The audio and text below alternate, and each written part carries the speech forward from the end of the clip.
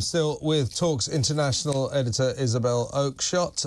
Isabel, let's move on to the Halloween horror story of all time. Yesterday's budget by Robber Reeves, £40 billion budget tax grab.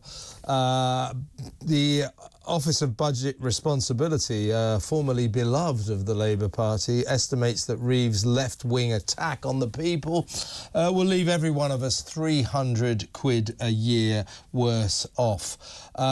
Millions will suffer because of this, and many businesses will go bust because of these national insurance new measures that are hiking them like crazy, and small companies in particular, they can't afford this. I saw a guy on the television, a guy who runs a few hair salons, who was crying. He just said they've just ruined my business. So what I want to know is, how can they say, how can this woman, Rachel Reeves, the granny freezer, how can she say this is a budget for growth? It's a budget for utter stifling of, almost all life. But never mind the economy, it would stifle everything. It will ruin business. It will leave people with no money in their pockets. And why is she doing this? So she can chuck billions and billions and billions of pounds at the NHS and billions and billions and billions of pounds at her beloved public sector workers. It's a disgrace. Now, I was talking to some Labour people yesterday, and here's the story. These people lied to us, and they privately admit it. So during the campaign, they said, we won't put taxes up, we won't put national insurance up. And the reason that they did this was because they were terrified of a repeat of 1992, when Neil Kinnock was absolutely home and dry, absolutely guaranteed to win the election against a decrepit, worn-out Tory party, Tory government. We know the syndrome, don't we? And he didn't win it. And the reason he didn't win it, bless his heart, he was honest during the campaign. He said, look, when I do get into power, I'm going to level with you. There's no way we can go forward without some tax rises. The Tories weaponised that. Kinnock didn't win. I think Kinnock is still shocked by it. I remember it. It was the most shocking result we'd have ever seen. This time, Starmer and the gang were terrified of a repeat of that, so they deliberately lied to us and said they wouldn't put taxes up, they wouldn't put national insurance up. And guess what? When, after the election, suddenly they found a £22 billion black hole in the finances, which changed everything and justified the fact they had to go back on their promises. The only thing is, there isn't a £22 billion hole in the black finance, in the public finances, and these people lied in the election campaign blatantly to us, and now they're lying to us about the reason they've had to go back on their promises. It's a disgrace. It's really very, very serious. I mean, not only is it a political travesty, many very, very respected experts, economists, city types have today spelled out that essentially this just dooms the UK into flatlining at best for another decade. And that is just awful. I mean, I had a message today from a super wealthy person. Like most super wealthy people, they exercise their ability to move all over the world. And he just said, why would anyone like me want to be in the UK now? And that's the truth. They've made it a hostile environment for the wealthy, the super wealthy, and just the good, hard-working, solid people who are doing their level best to create a life for themselves, build something better than the bare minimum.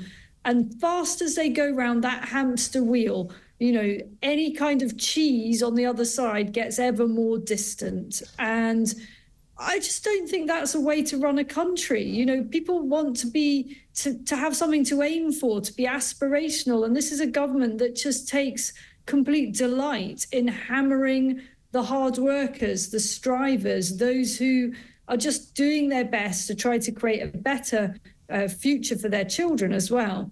Can you think of anyone that this budget is actually for, unless, apart from public sector workers and the NHS, which he's raising money to chuck at?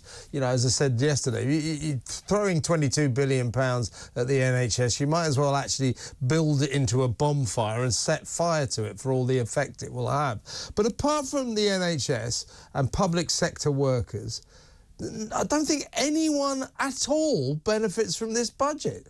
Well, I'll tell you who benefits from this budget: the people who do the least. So basically benefits claimants, because what this budget should have done is incorporated a massive campaign to reduce the welfare bill. I mean, the welfare bill is out of all control. It is ludicrous how many young people are supposedly too sick to work and being supported by the state. You know, these figures are absolutely off the chart, and they are completely unjustified. And by not announcing such a crackdown, Rachel Reeves basically turned this into a budget of removing resources from those who work in order to keep on sustaining those who frankly can't be bothered to get out of bed and get themselves out, whether it's to an office or to a, you know, any kind of job, and prefer to just sit on the sofa and order their Deliveroo and drive their Motability free vehicle and take everything that the state can offer. And the state, well, that is people like you and me and our very many listeners who are grafting just to try to make ends meet. And basically, these people are frankly parasites. Well, to borrow from Joe Biden, the word of the week, this budget is garbage. It's left-wing garbage. And these people, Starmer and the gang, you know, they're just extreme socialists. Socialists are such idiots. You know, socialism has failed and failed and failed and failed. Everywhere people try socialism as a way of running the country, it ends in catastrophe. You know, remember Venezuela got so bad that the average person was losing 2 stone in weight because they couldn't afford any more food under their socialist system. But what these people, these absolute fools that we now have as a government, well, socialism has been, but we'll get it right.